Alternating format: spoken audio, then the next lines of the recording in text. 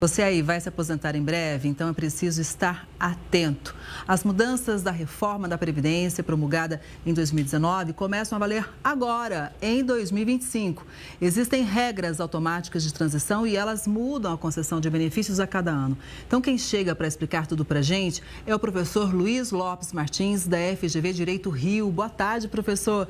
Seja muito bem-vindo. É um assunto que impacta o orçamento de muita gente, muitas pessoas têm dúvidas, afinal de contas, as mudanças começam a valer a partir de agora. Vamos começar falando, então, com relação ao tempo de contribuição. Quais são as principais mudanças, professor?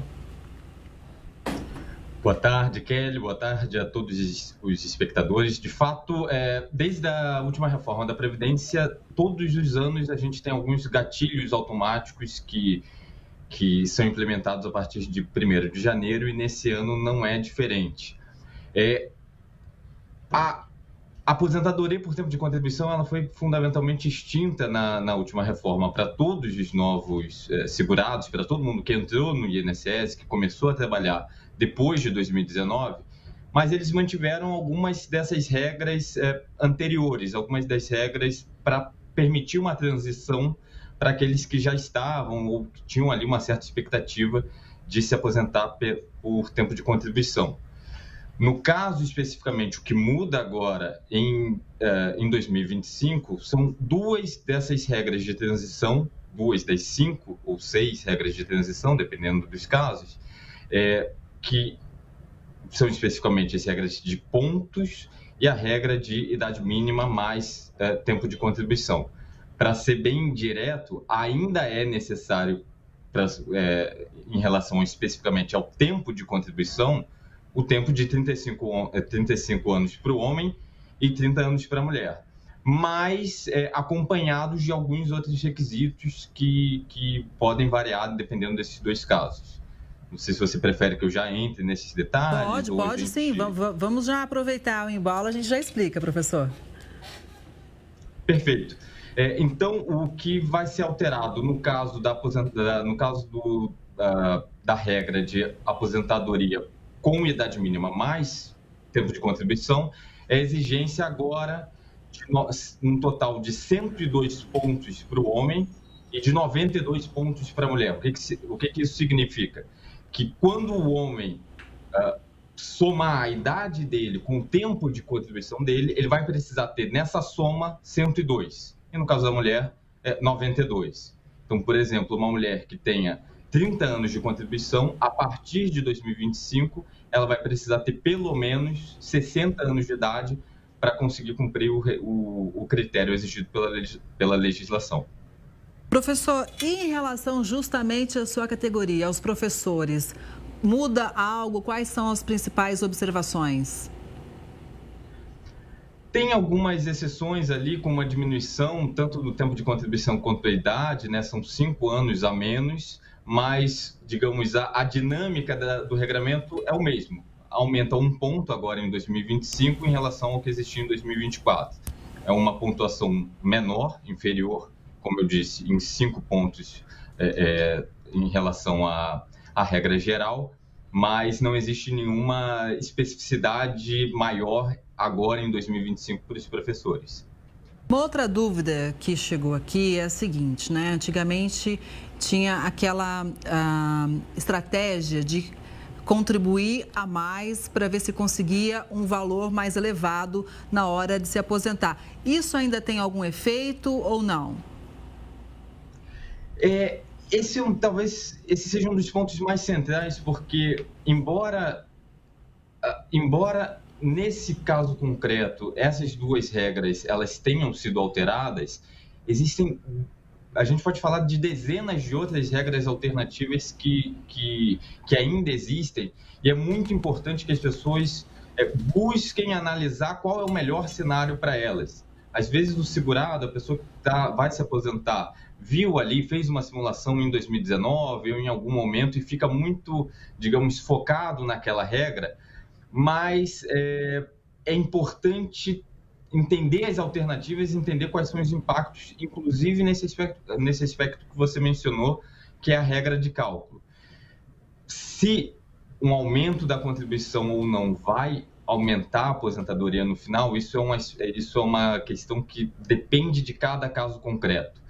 Vão ter casos em que um aumento imediato dessa contribuição vai ter um impacto enorme, vai ser muito benéfico, vai ser muito vantajoso para o segurado, e existem outros em que é absolutamente indiferente. Por exemplo, se a gente estiver falando de uma dona de casa que contribuiu a vida inteira pelo salário mínimo e que tem uma contribuição facultativa, talvez para ela possa até parar de contribuir ou contribuir de uma forma mais espaçada, que isso não vai alterar o benefício. Então, a orientação central nesse ponto é entender qual é a especificidade de cada caso concreto, entender qual é a situação daquela pessoa e poder, a partir daí, projetar um planejamento previdenciário para o futuro. É impossível dizer de uma forma taxativa uma regra geral que se aplique a todos. Isso vai variar bastante conforme cada indivíduo. Bom, então acho que vale a gente consultar lá o site meu.inss.gov.br, colocando lá o seu CPF, a sua senha, você consegue fazer uma simulação. Isso já dá uma ideia, né? Porque realmente é importante, muita gente fica perdida nessa hora. Com relação à pessoa que tem mais de um emprego, ou, por exemplo, a pessoa trabalhou um período CLT e hoje, por exemplo, é um microempreendedor individual, qual que é a melhor orientação, professor?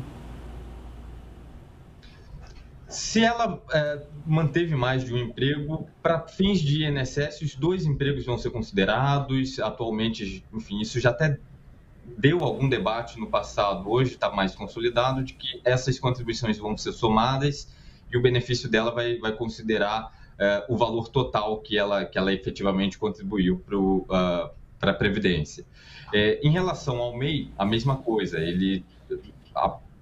o pagamento do mês já significa automaticamente um pagamento para a Previdência no valor equivalente a um salário mínimo e o cálculo vai ser mantido nesse formato. É importante, como eu tinha mencionado antes, que a pessoa se planeje e ela saiba qual é a situação dela. Saiba se no caso específico dela, para o futuro, vale a pena pensar em um aumento de contribuições, vale a pena talvez deixar de contribuir por um tempo, se for o caso de um segurado facultativo, por exemplo. Esses fatores e essa compreensão de qual é o diagnóstico atual do segurado, do trabalhador, é um ponto fundamental para um planejamento previdenciário bem feito. Agora, no serviço público, professor, alguns vão ter que esperar um pouquinho mais para se aposentar? Sim, certamente. O que aconteceu na última reforma da Previdência, o que aconteceu em todas as reformas que a gente tem visto no mundo é um agravamento das regras de aposentadoria. Então, esse aumento que a gente está vendo agora em 2025, que é um aumento automático que vai continuar ainda durante quase uma década para frente, ele também aconteceu no serviço público e as pessoas têm hoje uma situação muito mais difícil para a aposentadoria do que elas tinham antes da reforma. Agora, essas 2 regras específicas que eu comentei, elas não se aplicam aos servidores públicos. Então, em 2025, para esse público, não existe nenhuma grande alteração. Ok, professor, eu acho que é um assunto muito importante, que a gente vai sempre trazendo aqui no Conexão e as pessoas têm que se informar, né, para realmente buscar a melhor opção e tentar se aposentar com o melhor valor possível, viu? Muito obrigada pela orientação, uma boa tarde, até a próxima. Eu que agradeço, uma boa tarde, até a próxima. Até.